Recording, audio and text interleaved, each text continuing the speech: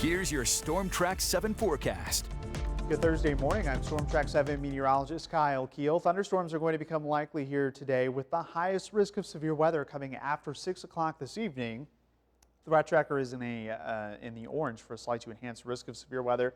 More storms are possible here tomorrow. There is some uncertainty in the development of it and the potential for severe weather, but just be aware that there are more storms possible on Friday.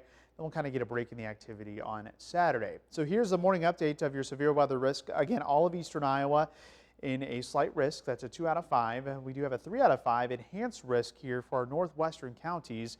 But the bottom line is all of eastern Iowa has that potential for some damaging wind, perhaps a few isolated areas of large hail, and maybe a couple of tornadoes. I think that tornado threat is going to be a little farther to our northwest, but nonetheless, this is a very complex weather setup here today, so we need to watch things hour by hour. We're tracking a complex of showers and storms in western Iowa that's going to continue to track east as we head through the morning hours. So as it approaches Interstate 35, we are going to start to see that complex weaken just a bit. But a few of those storms could hold together in our western counties. So we're talking Oelwein back toward Waverly, Waterloo, Tama, Parkersburg, Grundy Center. Those areas could be seeing some thunderstorms, perhaps with some gusty wind here early this afternoon. But as those migrate eastward, they are going to weaken over time as they lose a bit of their strength. Now, as we head toward the late afternoon and early evening hours, 5 p.m., we're already starting to see another line of storms develop here in north central Iowa and southern Minnesota. Watch as the evening progresses. Those storms are going to continue to expand and strengthen and potentially produce a bow echo here with 60 to 70 mile per hour wind gusts or greater as we head through the evening hours. So by 7 or 8 o'clock, we'll watch from areas around Waukon, Elkader, Oelwein, Independence, Waterloo, and Tama, and points off to the north, seeing those storms. As they continue to track off to the south and east, it'll be in Cedar Rapids and Iowa City here later this evening. Dubuque might not be until late evening into the overnight where we see that rain move in, and it could be in a weakening phase around the Dubuque area.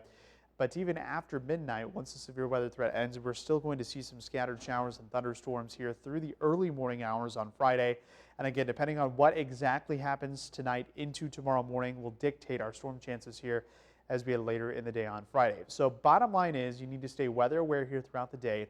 With a very humid air mass in place, we do have heavy rain possible. Some areas could get 1 to potentially 3 inches of rain with lighter amounts more toward a half inch to or I should say a half inch to an inch a little farther off to the east here through Friday. So lots of weather to keep track of here today, and we'll continue to monitor it and update you here on kwwl.com.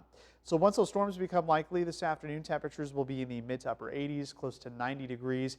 Heat index between 90 and 105 degrees. So there's a heat advisory south of Cedar Rapids here today. As we head into tonight, still pretty humid. Overnight lows in the upper 60s to low 70s with those thunderstorms likely. And those peak dew points today will be in the mid 70s. So that's going to be plenty of fuel for those storms. And we'll keep those dew points in the 70s here as we head throughout the weekend. Here's your city by city forecasts. You'll notice temperatures will stay on the warm side as we head through Saturday. We'll kind of get a break in those storm chances on Saturday before a cold front heads our way Saturday night into Sunday. That's going to produce more chances for scattered showers and storms.